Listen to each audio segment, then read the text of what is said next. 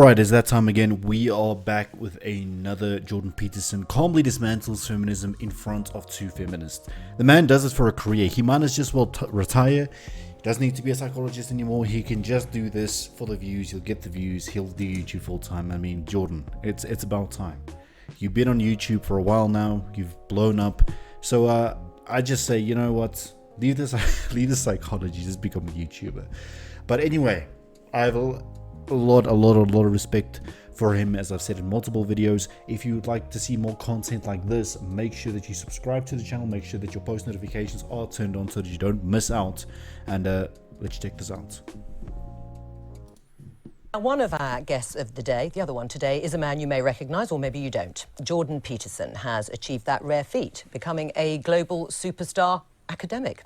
So how did he become so well known? He first came to national prominence in Canada in 2016 in a debate about new laws on gender identity. Bill C-16 made it an offence to refuse to call someone by their chosen gender pronoun. Jordan Peterson argued that this would infringe free speech, while some supporters of the bill said he was advocating prejudice. From there, his YouTube star took off, and he has now over 1 million subscribers. Exactly. And his videos, where he talks everything from identity politics, which we've touched on, to the Bible, to Disney movies, have been viewed over 150 million times. Gosh, that's about the same number of viewers we have on this programme.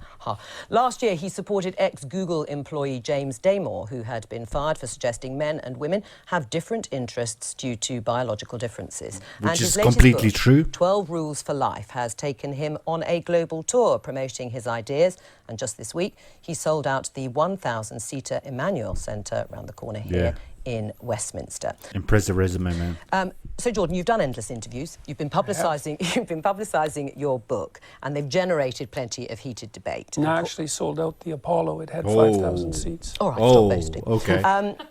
Do you think, though, because of the heat that has been generated, that your views have been misrepresented at times? Oh, definitely, but that's, you know, that's part and parcel of the process. Yeah. I did take a very forceful stance, let's say, against some of the excesses of the radical left-wingers, and it's in their best interest to paint me as somehow a figure of the extreme right, because then I don't have to be contended with. I mean, that's the problem we have in politics. You have the extreme left labeling the right extreme. You have the right labeling the left too extreme. It's all just a bunch of chaos. I mean, it's easy for people's views to be oversimplified in a very large public debate. I mean, in terms of some of the issues, I mean, you say you've been painted as an extreme right-winger. No, some people have tried that. Not very successfully. No surprise, but they've tried it. And you came to prominence in part over your opposition to this law that we just talked about in Canada, proposing the use of preferred pronouns for transgender people. Just for clarity. Mandating them. Yeah. Right. Saying that you should do it. No, that you had to do it. Right, you had to do it by law. But just for clarity, do you think a trans woman is a real woman? No. No. Jordan. I don't really like the way those questions are formulated. You know, I don't know what that means. What do you mean a real woman? Okay, yeah, it does make sense, because how do you define a quote-unquote real woman? I understand completely. Asking you, in your mind, you know, it depends what you think a real woman is, but do you think a trans woman is a woman? No. Why not? Because I think that women are capable, generally speaking, of having babies, and they have female genitalia, and they have an XX chromosome, and, and I think the biological markers are relevant. It doesn't necessarily mean that I don't think that people should be treated with respect and dignity if they happen not to fit easily into a gender category. That's a different issue. Right. But it's a matter of definition, and I actually think it's a foolish argument in some sense, because what do you mean by real? Yes. Well, I mean, you've just clarified that, though. You don't think that a trans woman is... When I think of real, I think of immediately go back to the biology, go back to the basics, the building blocks. The building blocks say XX chromosomes, female genitalia, you're a woman. You have the ability to bear a child, you're a woman. Right? That's the definition that we all know, that we've all accepted throughout society. But yet now, you know, a few of the left-wingers want to come and want to complicate things, as they usually do, which is a woman. chaos. And do you think that is what is behind or explains your opposition to this idea of a law mandating you to use a preferred pronoun, is because you don't actually believe that that's the truth, that a trans woman is a woman, and therefore you can't use that pronoun? No, that's not my argument at all. Yeah, really. My argument is that the government shouldn't compel voluntary speech. No, but I know what your argument is, and no, you've but made that's it very really clearly. But that's exactly it. There's but the motivation behind it. But you don't believe I wouldn't have put is a woman. everything on online in my life to take the stance I did unless I had thought that through very deeply. And I've thought it through very deeply. There aren't hidden motivations that have to do with some arbitrary prejudice against trans people. Okay. It's pure and simply this. There's never... You know, people always want to see the agenda. They always want to know what's the agenda. You know, the man is straightforward. He's told you what his stance is. He's told you what his argument is. Now you want to come with, okay, what is your actual agenda? I mean, what even, bro? There's been a time in English common law history where the government compelled speech, and the Canadian government dared to do that. And that was unacceptable. And they masked it with this show of compassion for the oppressed, and I don't buy it. Right, but you would, as I think you said, at an individual level, if somebody asked you to use a particular pronoun, you would do so. Yeah. I have. You have? Yes. Right, fine. Yes. Let's talk about feminism. Are you a feminist? No. No. No, not as it's currently defined, certainly not. No, well, in any other definition? Well, I think that anybody who doesn't think that the competitive landscape should be opened up for equality of opportunity is not thinking.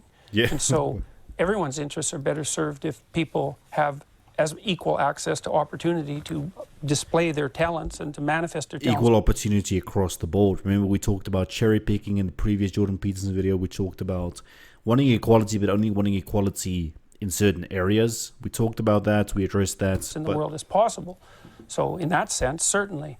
But feminism now, and this is why it's so deeply unpopular, a very small minority of women in the UK identify as feminists. And the reason for that is it's primarily become an ideological weapon.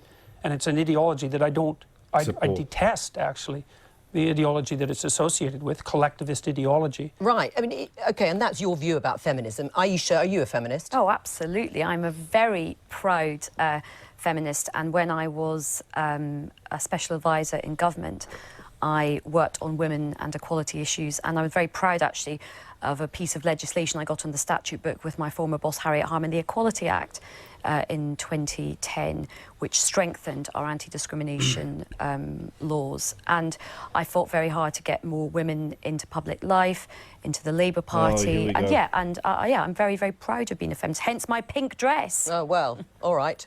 Obviously reverting to type then in the pink dress. Absolutely, well...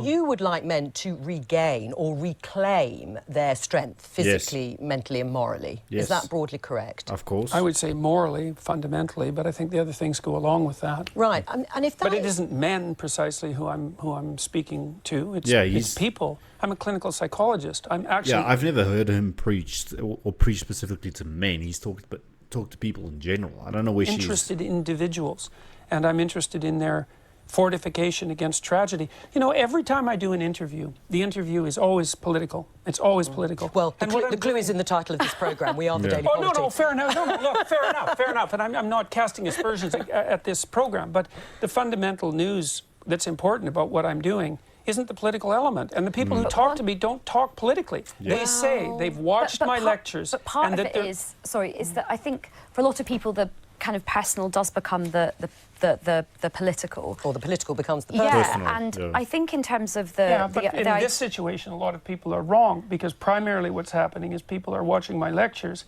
and as a consequence, their lives are improving dramatically. Oh, I'm sure they are. I'm sure people are have had a huge conversion after, and they're much happier once it's not a conversion. What I would like to do is kind of almost...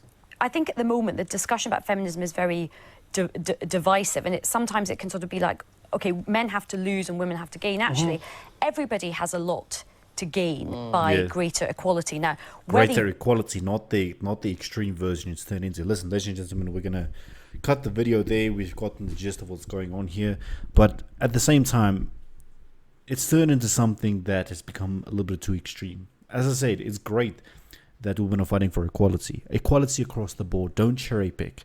But the extreme version that's become now, it's become more of power. It's become more about dominance. And I think that's what's getting to most people. Leave your thoughts down below. Thank you for watching. I'll see you next time.